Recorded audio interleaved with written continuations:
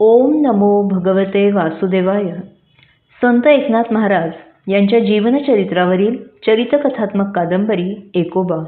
लेखिका डॉक्टर कुमुदताई गोसावी. आजचा पारणाचा दिवस 29वा. श्रीखंड्याला आपण कितीही कामं सांगितली तरी हा थकत कसा नाही. केव्हाही दिलेल्या कामांबरोबर आणखी 4 जास्तीची कामं करून हा मोकळा होतो.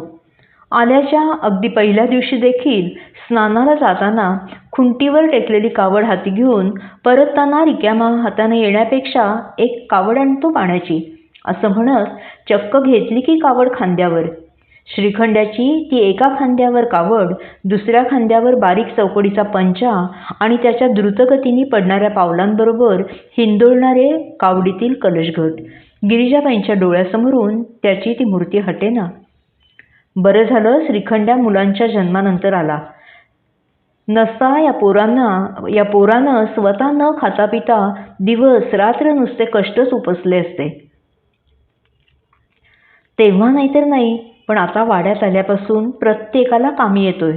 अगदी सुनबाईला देखील वेळ पडली तर वाढायलाही घेतो. श्रीखंड्या मात्र डोंगरा एवढी कामं उरकून रात्री स्वामींच्या कीर्तन प्रवचनाला सर्वांच्या आधी हजर असतो. त्याच्या त्या ठरलेल्या खांबाशी टेकून बसलेला. अहो, श्रीखंड्या आल्यापासून आपणही रोज बसता कीर्तनाला. हे बाकी अगदी खरंय. श्रीखंड्या येण्यापूर्वी रोज काही जमायचं नाही आणि मी म्हणते तो आल्यापासून आपल्याही कीर्तनात जास्तच रंग भरलाय.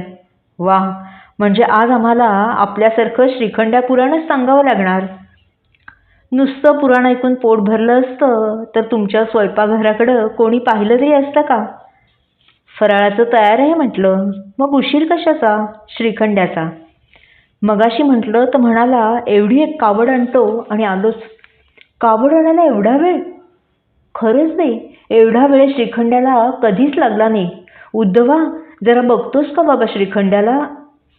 त्याला एवढा का उशीर झालाय तो? आत्ता बघून येतो. आपण पानं वाढून घ्यावीत. पानं घालून केव्हाचीच ठेवली आहेत. पानं वाढायला घे असं सांगून गिरिजाबाई स्वयंपाकघरात गेल्या. उद्धवाला तो उतरलेल्या चेहऱ्यानं पाहुण्याला सोबत घेऊन, काय झालं उद्धवा? श्रीखंड्या कुठेच दिसला नाही महाराज. काय? श्रीखंड्या सापडला नाही म्हणजे? पाण्याची कावड ठेवून गेला तो परतलाच नाही? आणि हे अतिथी कोण?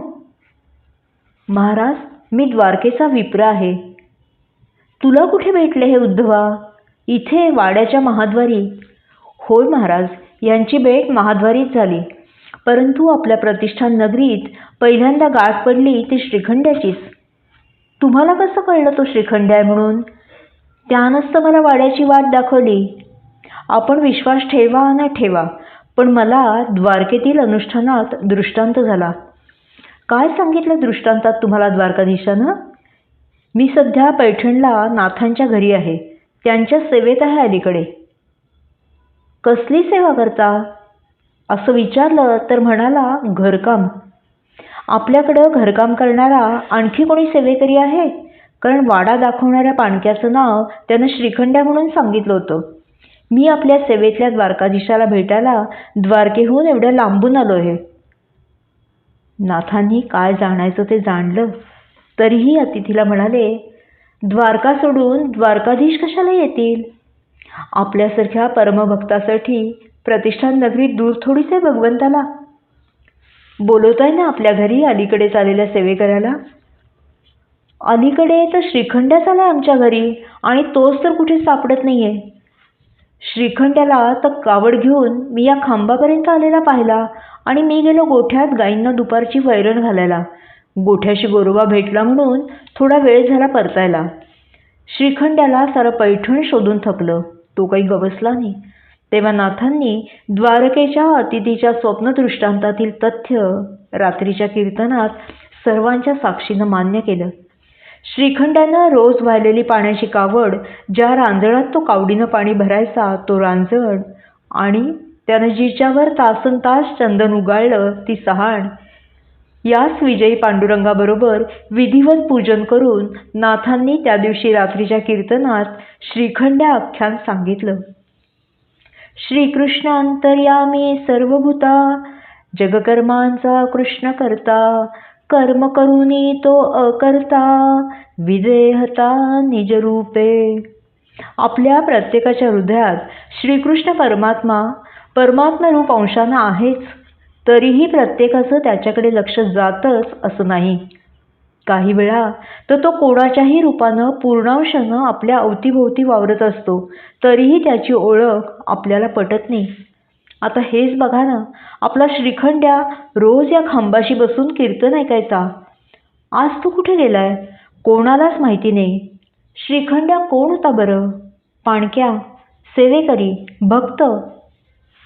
बसा, आता आज आपल्याकडं द्वारकेहून आलेले हे अतिथी काय सांगतात ते ऐका. नाथांनी त्या अतिथीला हात जोडून वंदन केलं आणि जवळ बोलवून सांगायला सांगितलं, श्रीखंड्या हाच द्वारकाधीश श्रीकृष्ण विजयी पांडुरंग. अतिथीच्या मुखानं श्रीखंड्या म्हणजे श्रीकृष्ण आणि नाथ महाराजांच्या मुखानं विजयी पांडुरंग असं ऐकताच अख्खा श्रोतृवर्ग अवाक झाला. प्रत्येकजण विजयी पांडुरंगाच्या नाथांच्या समोरील देवाऱ्यातील मूर्तीकडे बघू लागला. कीर्तनाला सुरुवात करण्यापूर्वी विजयी पांडुरंगाच्या खांद्यावर कावडीनं पाणी वाहिल्याचे घट्टे एकादशीला विजयी पांडुरंगाला अभिषेक घालताना पाहिले. त्यावेळी मी असाच चक्रावलो. त्याचा उलगडा या अतिथींनी सांगितलेला त्यांच्या दृष्टांतानं केला. श्रीखंडानं आपल्याला सर्वांना चकवलं. या अखंड अनुष्ठानं करणाऱ्या अतिथींना देखील श्रीखंड्यानंच आपला हा वाडा दाखवला. तो त्यांच्याशी बोलला, त्यांच्याबरोबर चालला, परंतु यांनाही त्याची ओळख पटली नाही म्हणून तेही खंतावले आहेत. आता आपण सर्वांनी त्याचं दर्शन नामस्मरणानं घेऊया. नाथांनी श्रोत्यांसह नामगजर सुरू केला. पांडुरंग हरी वासुदेव हरी, पांडुरंग पांडुरंग पांडुरंग पांडुरंग पांडुरंग पांडुरंग. श्री कृष्णाय